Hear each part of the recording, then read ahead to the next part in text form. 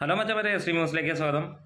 ഭ്രമയുഗത്തിൻ്റെ 4-ാം ദിവസത്തെ കളക്ഷൻ റിപ്പോർട്ടുകൾ സൂചിപ്പിക്കുന്നത് ഗംഭീരമായിട്ടുള്ള കളക്ഷനാണ്. അതിനു മുമ്പ് ചാനലൊന്ന് സബ്സ്ക്രൈബ് ചെയ്ത് തരണമെന്ന് വിനീതമായി അഭ്യർത്ഥിക്കുകയാണ്. ഇന്ന് 811ഓളം ഷോകൾ ഇതുവരെ ട്രാക്ക് ചെയ്ത് കഴിഞ്ഞപ്പോൾ 1,70,70,000 പേരാണ് സിനിമ കണ്ടിരിക്കുന്നത്. 74% ഒക്യുപ്പൻസിയിൽ സിനിമ നേടിയിരിക്കുന്നത്. 2,59,00,000 രൂപയാണ് ഇതുവരെ.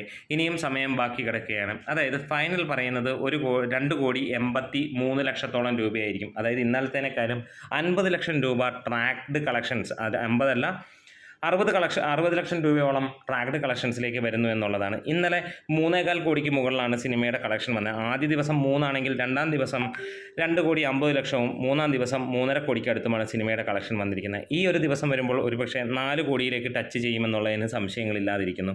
സിനിമ വേൾഡ് വൈഡ് ആയിട്ട് നമുക്ക് കാണാൻ കഴിയുന്നു. ഇതുവരെ 3 ദിവസം കൊണ്ട് 23 കോടിയാണ് നേടിയിരിക്കുന്നത്. 4-ാം ദിവസം ആകുമ്പോഴത്തേക്ക് 33-34 കോടി എത്തും എന്നാണ് പ്രതീക്ഷിക്കുന്നത്. എന്താണെങ്കിലും ഇതൊരു ഗംഭീരമായ അല്ലെങ്കിൽ കിണ്ണം കാച്ചിയ വിജയം എന്ന് തന്നെ പറയാം. ഈ സിനിമ ഇറങ്ങിയപ്പോൾ പലരും ചോദിച്ചു, ഒന്നുമല്ല ഒരു ബ്ലാക്ക് ആൻഡ് വൈറ്റ് സിനിമ ഇങ്ങനെ എത്തുമോ എന്നുള്ളത്. അങ്ങനെയാണെങ്കിൽ ഒരു കാര്യം മനസ്സിലാക്കുക, ഈ ഒരു സിനിമ ബ്ലാക്ക് ആൻഡ് വൈറ്റ് ആയതുകൊണ്ട് തന്നെയാണ് ഇമാതിരി ഒരു കൊലത്തൂക്ക് തൂക്കുന്നത്. ഇതൊരു സർവ്വകാല റെക്കോർഡാണ്. ഒരു ബ്ലാക്ക് ആൻഡ് വൈറ്റ് സിനിമ അതിൻ്റെ യുഗത്തിൽ നേടുന്ന ഏറ്റവും വലിയ കളക്ഷനായി മാറുന്നു. എന്താണേലും സിനിമ അതിഗംഭീരമാണ്.